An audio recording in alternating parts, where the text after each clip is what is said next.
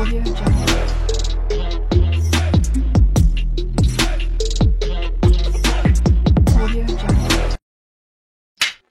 টিয়া, তাড়াতাড়ি কর, তোর দাদা তো খেয়ে বেরোবে রে। সরি দিদি, আমি এ বাড়িতে ঝিগিরি করতে আসিনি। তাড়াহুড়ো করলে আমি কিছুই করতে পারবো না। তুই এভাবে কথা বলছিস কেন টিয়া? বাধ্য হয় দিদি, সকালবেলা উঠে জুতো সেলাই থেকে চণ্ডীপাঠ সবই তো আমি করি, কিন্তু তোমার পরিবারই তো লোক বেশি। কি পাগলের মতন বকছিস তুই টিয়া? এখানে আবার আমাদের পরিবার তোর পরিবার কি আছে? পরিবার তো একটাই, সেটা তোমার মনে হতে পারে কিন্তু আমার নয়। দাদা আজ কাজের লোক আনছে, মামা, তোমরা মোট 4 জন, কিন্তু আমি আর রাকেশ মোট 2 জন। আমাদের নিজেদের সংসার হলে কি আমাকে এত কাজ করতে হবে? টিয়া, কি হয়েছে তোর? আজ তুই এভাবে কথা বলছিস?